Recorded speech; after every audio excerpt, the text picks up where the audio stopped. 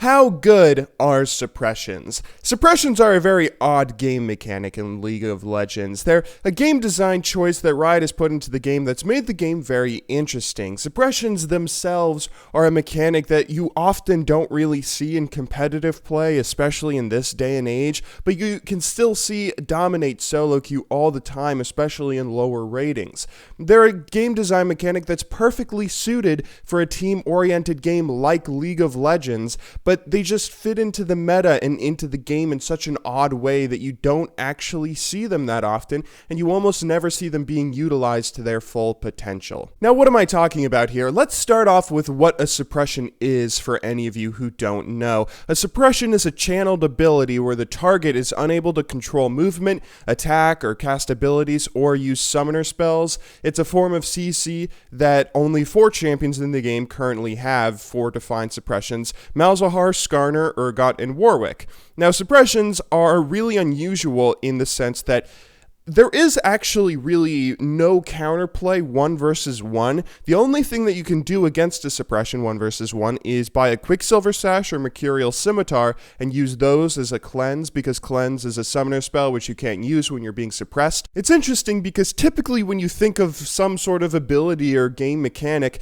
that has no counterplay to it in a 1 versus 1 situation, that doesn't really mean it has that much counterplay in a team-oriented, in a team fight or something. It's really, really odd because it seems incredibly unbalanced in 1v1 spots, but it's actually really good game design in a game that's so team-oriented like League of Legends. When you're suppressing someone, your team, if you're being suppressed, your team can help you by breaking the suppression and making the champion almost useless, since all of these champions have kits that are based around their suppressions, or almost all of them.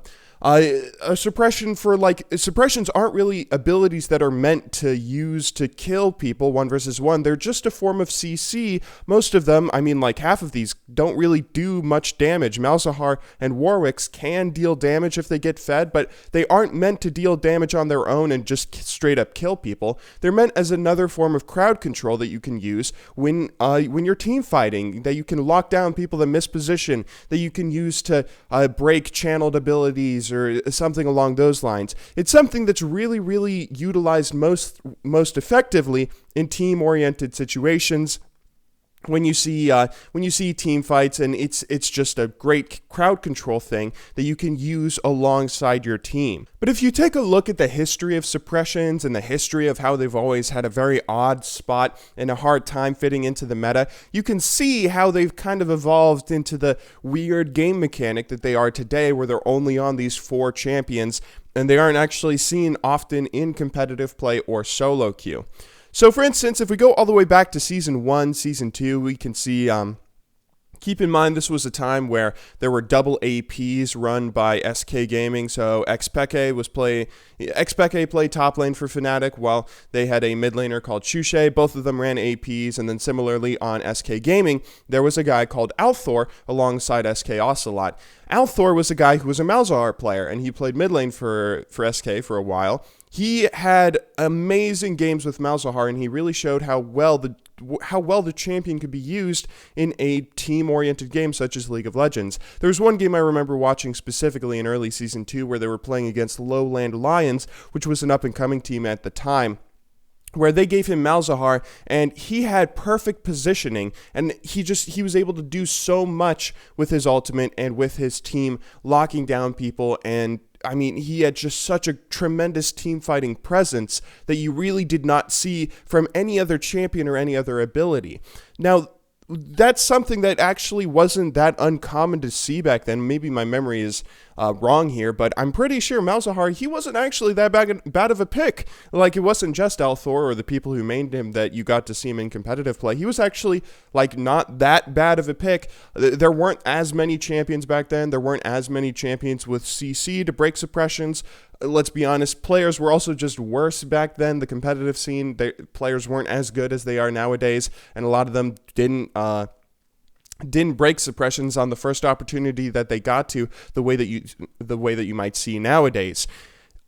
So nowadays you don't actually see Malzahar really being played at all, and similarly with Warwick. But you can actually define the suppression champions into two little categories: good suppressions and bad suppressions. Malzahar and Warwick probably have the worst suppressions out of the two because they're so easily broken and their kits depend so much on their suppressions. Like Warwick doesn't really have anything outside of his ultimate for team fighting. He can just give a little bit of damage and then be tanky. Like that's all Warwick really does. And Malzahar, he has a lot of damage over time that he can make sure he gets onto a single person if he gets his ultimate on them. But if his ultimate is broken, then it's a lot harder for him to get all the damage that he can put out onto people. But if you compare that to people like Skarner and Urgot, their suppressions work very differently. For instance, look at Skarner. He is the only champion whose suppression will not be broken by hard CC. It'll be affected because if he's CC'd while suppressing someone, then he won't be able to drag them around the way that he wants to, dragging like an enemy AD carry into his team. But he still gets that hard CC. That's something that the other suppressions out there cannot say. All the other suppressions get broken by hard CC. Whereas Urgot is the other champion whose suppression isn't actually like kind of as bad. And the reason for that is he just has an amazing kit that when he's good, when he fits into a role and can do a lot of damage, he isn't entirely based on his suppression. He isn't entirely based on his ultimate, the same way that all these other champions are. Now, suppressions are something that you can utilize incredibly well in solo queue because let's be honest, people in solo queue are pretty bad. I mean, the one thing that suppressions really punish harder than anything else is mispositioning when an AD carry steps too far forward and lets a Warwick alter or a Malzahar or an Urgot swapper. And that's something you see all the time in solo queue, people mispositioning. And also people in solo queue are either not going to know how to play against it through buying the two items that can break suppressions, or they'll have teammates that don't know that they should be stunning them immediately and then making that champion useless if they do stun them.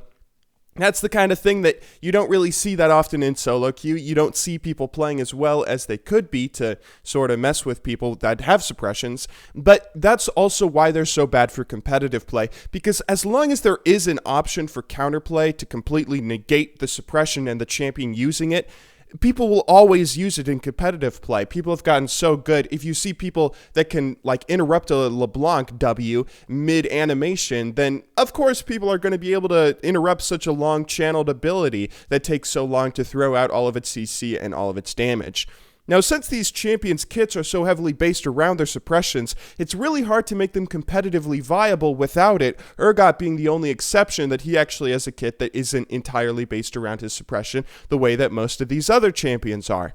Now, the direction that Riot should sort of be taking suppressions in this regard is I think they should actually definitely keep working on the game mechanic. The mechanic is so good because it encourages team play so well, but it can be often lost on how weird it's implemented into the game, into how so many players don't really want to play Warwick because they never see him in the LCS and they assume that he's trash because of it. But the direction that, as I was saying, I think Riot should take suppressions is taking it somewhat similar to what they've done with Yasuo. Yasuo's ultimate is not categorized as a suppression. It's categorized as something called a suspension, but it basically functions in a very similar way. It's an ability where it takes a little while to channel. It's something that deals damage and provides CC over a small period of time, but it's not something that happens immediately. The only difference that his suspension has with normal suppressions is it can't be broken, and I think that's what Riot should that's what Riot should definitely look towards doing. If they were just to take every champion that has a suppression right now, Warwick, Malzahar, and Urgot, and then say it can't be broken even by CC, that doesn't feel that healthy. That eliminates all counterplay to the game design, to the ability. But if they were to do something similar to Yasuo and Skarner, where CC, or like Yasuo's ultimate, it has to be set up. You have to play badly against it, allowing yourself to get knocked up to get that suspension on you. And then similarly with Skarner, even though Skarner's can't be broken with hard CC, you can still affect Skarner's suppression and how well he uses it with hard CC. He suddenly, you know, if you give a hard long stun to him or a fear or something while he's suppressing one of your characters, one of your teammates, then suddenly it becomes a lot less effective and a lot harder for his team to jump in on it to jump in and kill your whoever it is that got caught out, an AD carry or mid laner or something, it would be a lot harder for the enemy team to jump in, whereas if you don't do that, he just drags them in and they die immediately. Now, that's the thing about suppressions that I think suppressions actually are just a really good game mechanic, and I would love to see them being implemented more into League of Legends. I think they're often just really misunderstood, and they're kind of hard to work into the meta in the current form that they have, which is why I think Riot hasn't made too many champions with them. There are, again, only 4 champions right now that have dedicated suppressions, but I think it's definitely a game mechanic that Riot shouldn't give up on, because it's very unusual, and it really does encourage team play in a really beautiful way that makes League of Legends even more fun to play than I think it is without them. Anyway, those are just my thoughts on the topic. Be sure to leave your own thoughts in the comments down below. I will, of course, see you all tomorrow, but until then, thank you very much for watching. Good luck in solo queue, and have a wonderful day.